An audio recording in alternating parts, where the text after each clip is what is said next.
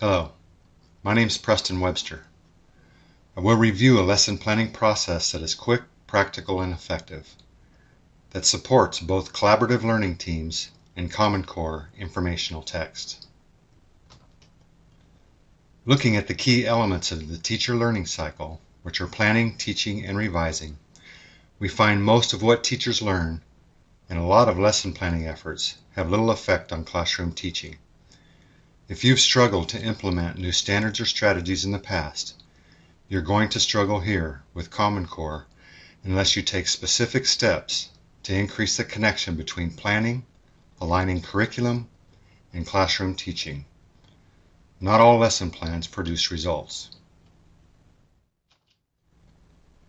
Conditions of success or failure with Common Core are no different than with the improvement efforts that have come before it. Success demands focusing on a particular type of lesson planning that helps teachers teach, that defines how individual teachers teach new standards or strategies, and, because this planning is measurable, it gives learning teams the ability to continuously renew and adapt instruction. What you'll see here are planning processes and tools specifically designed to facilitate aligning, improving, and renewing classroom teaching. To know how to get results from lesson planning, it helps to understand the problem and what to avoid. First, let's look at one of the biggest problems we must address with the right kind of planning.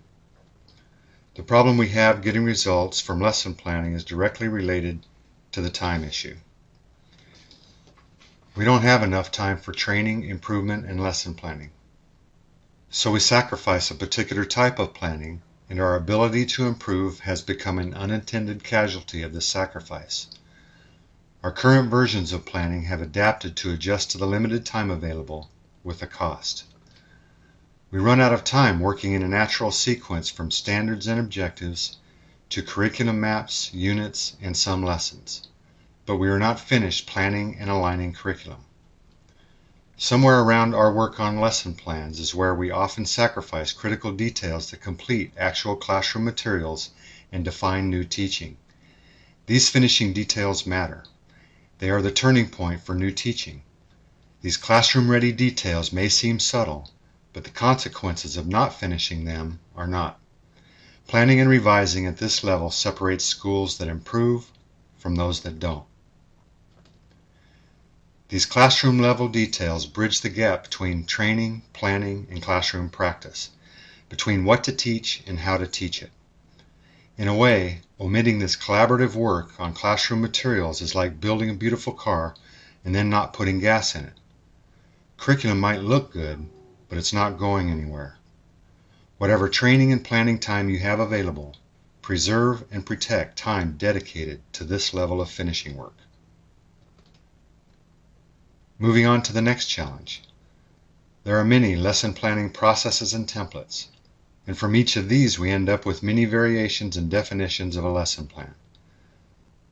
This makes it difficult to collaborate using a common language about planning, and therefore difficult again to share in the potential rich ideas and rewards that come from collaborative planning. This takes us back to the importance of materials of practice. As actual classroom materials take form, as planning discussions become driven by details of classroom interactions, formative assessments, and outcomes, the lesson plans themselves naturally get leaner and more functional by working in a sense from the classroom out. Details of teaching become the focus, and the lesson plans become a framework to support that teaching. This critical finishing alignment is needed just before entering the classroom to teach, but we also need to clarify what it means to align a curriculum. Districts across the country are now aligning their curriculum to new Common Core standards. But what does that mean? Aligning curriculum is largely aligning the elements of instruction: standards, curriculum, instruction, and assessment. But there are different levels of alignment crucial to the implementation of new standards and strategies, like Common Core. The alignment of units and lessons is not the same as the alignment of materials of practice. Both must happen, but too often they don't. We begin with an alignment that anchors lessons in standards and provides directions for what to teach. but we must finish with an alignment of classroom materials that create readiness for how to teach. Because we run out of time working top-down, too often, clarity, focus, and readiness for new teaching is being sacrificed. Mike Schmoker states the problem this way.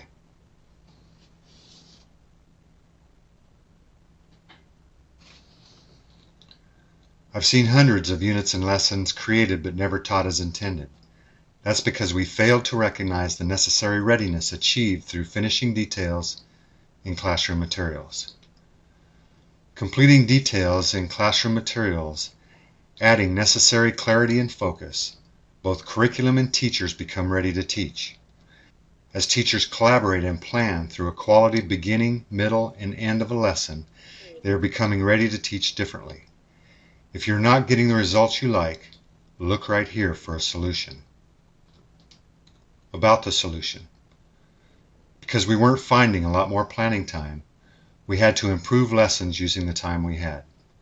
We did this through quicker, leaner, high-impact lesson planning processes and tools. We abandoned what seemed like perfectly logical lesson plan templates and focused on answering questions of readiness and raised the bar on what was essential. Once again, we are back to the materials teachers use to teach, the formative assessments, and the teaching moments these materials represent. So what are these materials? Classroom materials and formative assessments can be many things, but failing to prepare for and define new teaching was hurting us year after year. We needed to agree on a common measure of new teaching. Doing this changed everything. In the early years, examining what was working kept pointing us to one of these 6 classifications of assessment from Wiggins and McTighe, written responses. This was it. Without boxing anyone in, this classification of formative assessments became a focal point. We found here a huge overlap between research-based teaching, formative assessments, measurable results, and reading and writing informational text. We found a way to develop a common language about improvement and literacy integration. Organizers, student notes, reading and writing guides, and more have form, specificity, clarity, and focus. Finally, there was evidence of classroom teaching and learning, and an archive of learning students could use to study, make connections, build new learning, read and write. Now we are achieving enough clarity and measurability on the front end during lesson planning to demonstrate evidence of new teaching in classrooms, and to begin doing an analysis of student work samples to make revisions. We are completing the teaching-learning cycle of planning, teaching, and revising materials of practice. Let's see how the increased focus and clarity at this level affects alignment of the elements of instruction. Again, alignment is concerned with standards, curriculum, instruction, and assessment. Standards obviously include specific objectives and preferably essential questions. Assessment, for the purpose of alignment, clarity, and readiness, will focus on formative assessments. This is important. Our failure to improve has a lot to do with a chronic problem of failing to clarify, create, and use formative assessments that define new teaching. As challenging as it may seem with the lack of time, it can work. Time has to be dedicated to clarifying formative assessments. The capacity to change pivots right here. Teachers are designers, standards-based, research-based lesson planners that produce results. Here's more about how. In 13 years, our success stories prove that understanding by design pretty much has it right, but only if you keep it lean and quick. During this final alignment, though teachers move back and forth between elements of teaching, there are basically 3 steps to this variation of the UBD planning process. First, we identify learning objectives from which to begin designing lessons. The second step is the most important step in terms of integrating new teaching into a lesson plan. Here we ask, how will we know at the end of the day if our students are getting it? We brainstorm formative assessments. This is the tipping point for implementation of new standards or strategies. Most of our time is spent here defining new teaching and how to measure it. It pays off. And the third and final step is sequencing that body of formative assessment, this body of evidence, into a quality beginning, middle, and end of a lesson. Again, first we begin with objectives, then we build a body of formative assessments, and finally sequence our formative assessments into a quality beginning, middle, and end of a lesson. It's practical, it works, and it changes teaching. There is a correlation between the alignment of these elements and student achievement. The capacity to continuously improve, the capacity to implement Common Core, is the successful alignment of these elements at the classroom level. This ongoing alignment separates the schools that can from those that can't. Let's see what happens.